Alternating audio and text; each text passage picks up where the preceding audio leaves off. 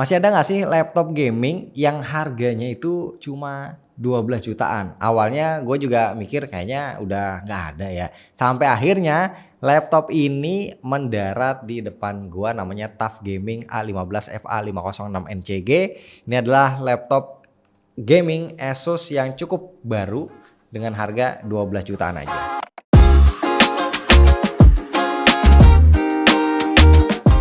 Bismillah, alhamdulillah kita ketemu lagi bareng gua Romi. Yes, terlihat jelas ya kalau ini adalah sebuah laptop yang gede, lebarnya 35,9 cm, panjang 25,6 cm, tebal 2,45 cm di bagian yang paling tebalnya. Untuk bobotnya 2,3 kg, ingetin sama dimensi laptop gaming keluaran sekitar 5 tahun lalu ya. Nah, gua cukup apresiasi ya, walaupun kelihatan rada jadul tapi laptop ini sudah mengadopsi sistem easy upgrade. Jadi untuk upgrade RAM dan juga storage yang kita tinggal buka bagian bawahnya pakai obeng bunga yang biasa aja. Terus untuk desainnya juga masih terasa TUF Gaming zaman dulu ya. Backdoornya ada lambang TUF Gamingnya di tengah, ada aksen-aksen yang ditambahin biar lihat kayak gaming banget, dan engselnya ini terasa cukup solid. Pas dibuka kita bakal sadar kalau ini adalah desain TUF Gaming keluaran ya beberapa tahun lalu.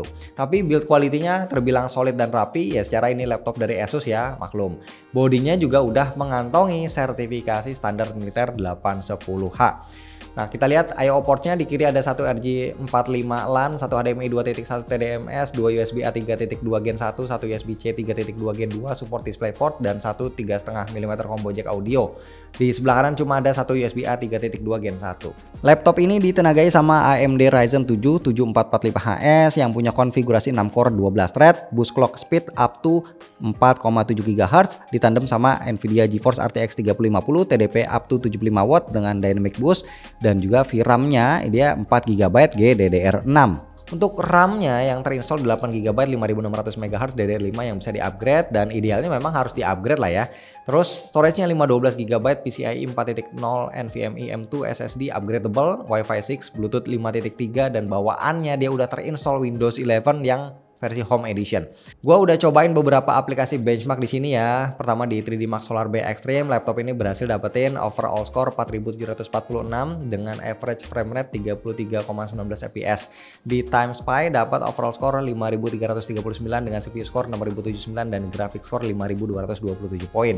Kalau di Geekbench 6 dapat skor single core-nya di 1992 poin dan multicore 5604. Terus di GPU benchmark dengan API OpenCL, skornya ada di 60.758 dan dengan API Vulkan dapat 15.648 poin. Nah, untuk thermal systemnya juga cukup baik menurut gua. Dia pakai dual 83 blade LCP fans yang mengalirkan panas ke arah belakang laptop ini.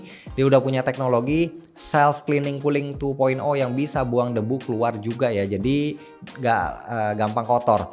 Terus dites buat ngegame di Dota 2 dengan grafik best looking, laptop ini bisa ngasih experience yang nyaman banget selama main. Semuanya terasa smooth dan gak ada frame drop yang berarti. Kita bisa lihat aplikasi AMD Software. Di sini dapetin average-nya di 93 fps. Laptop ini juga bisa ngasih experience yang asik pas dipakai main game Counter Strike 2. Semuanya terasa smooth, nggak ada frame drop atau kendala yang gimana-gimana banget ya. Di aplikasi AMD dia bisa dapetin average frame rate di 105,3 fps.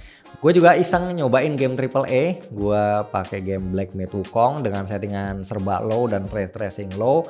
Kalau lihat average fps-nya itu ada di 71,7 fps yang secara angka harusnya ini nyaman. Tapi di sini gue sering banget dapat lag atau hang freeze gitu selama main, mungkin karena RAM atau VRAM-nya juga nih ngepas. BTW untuk layarnya ini pakai panel IPS 15,6 inci 16:9, resolusinya Full HD. Dia punya 62,5% sRGB, refresh rate-nya 144Hz, support adaptive sync. Peak brightness-nya ada di 250 nits dengan lapisan dia punya coating anti glare. Nah, detail dan ketajamannya sudah sangat cukup, warnanya, kontrasnya itu bisa gua bilang ini cukup untuk sebuah laptop gaming yang harganya 12 jutaan. Kualitas layar ini sudah bisa ketemu lah sama ekspektasi gua. Paling ya ngelihat layar rasio 16:9 dengan bezel yang cukup tebal kayak begini tuh berasa jadul gitu ya. Dan dia belum support playback HDR apapun baik di YouTube ataupun di Netflix. Tapi buat dipakai nonton rasanya ini masih bisa ngasih deliver experience yang cukup decent. Apalagi ini sebuah layar yang gede ya, masih enak deh buat dipakai entertainment. Nah untuk speakernya dia juga udah dual speaker system, support DTS audio processing juga, volumenya lantang, suaranya bulat, soundstage-nya juga lumayan dan efek surround-nya terasa desain juga. Jadi ini udah cukup buat kita pakai buat main game ataupun nonton. Nah untuk navigasi touchpadnya ini sebenarnya enak, lumayan responsif juga. Cuma ukurannya ini cilik banget ya, kecil. Jadi kayak terbatas aja gitu untuk ruang geraknya. Tombol kliknya juga masih terpisah. Untungnya dia berasa clicky dan membel, dipencetnya enak. Nah buat ngetik-ngetik keyboardnya ini udah include numlock. Dia punya backlit one zone RGB, ukurannya pas, feedbacknya juga enak dan clicky banget. Keyboardnya bukan cuma enak pas dipakai main game, tapi juga enak ketika dipakai untuk ngetik. Nah untuk webcamnya masih 720p yang kualitasnya ya cukup lah buat dipakai untuk meeting online. Di sampingnya dia ada dual array mikrofon yang kualitasnya ternyata cukup oke nih. Ada beberapa mode noise cancelling yang bisa kita pilih di aplikasi Armoury Crate. Nah balik ke performa, karena GPU-nya ini lumayan powerful, laptop ini masih kuat buat diajak ngedit foto. Masalahnya cuma di multitaskingnya aja karena kan RAM-nya ini ngepas ya. Jadi buat running Adobe Lightroom dan Photoshop sekaligus itu kelihatan atau berasa kalau dia bekerja dengan cukup keras nih laptopnya. Tapi soal fitur AI kayak generative feel-nya ini udah terasa cukup cepat, balik lagi karena GPU-nya juga cukup powerful. Nah untuk running Microsoft Copilot juga bisa disikat dengan sangat baik sama laptop ini. Terus untuk edit video ini juga masih bisa lah diandelin. Tapi kalau teman-teman kebutuhannya buat ngedit video, gua suggest sih buat nambah sedikit ya, sekitar 400.000, jadi bisa pilih varian yang RAM 16GB.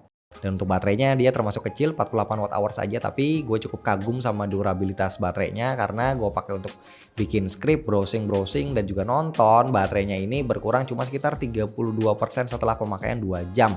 Batok casannya juga punya ukuran yang cukup gede, tapi bukan yang gede-gede banget ya. Daya maksimalnya ada di 180 watt dan dia udah support fast charging. Nah dengan harga 12 jutaan, Asus ini memberikan 2 tahun global warranty dengan 1 tahun Asus Perfect Warranty, di mana semua kerusakan apapun itu akan di cover sama Asus Indonesia selama 1 tahun, menjadikan laptop ini menurut gue sih worth banget ya buat kalian yang butuh laptop gaming budget. Apalagi kita bakal dapetin sebuah laptop ya, kita tahu lah kualitasnya Asus ya, durability-nya, build quality-nya ini sudah terjamin gak kaleng-kaleng. Gue sendiri sangat-sangat merekomendasikan buat teman-teman yang punya budget mepet ya. Saran gue ya paling spare sedikit untuk upgrade RAM.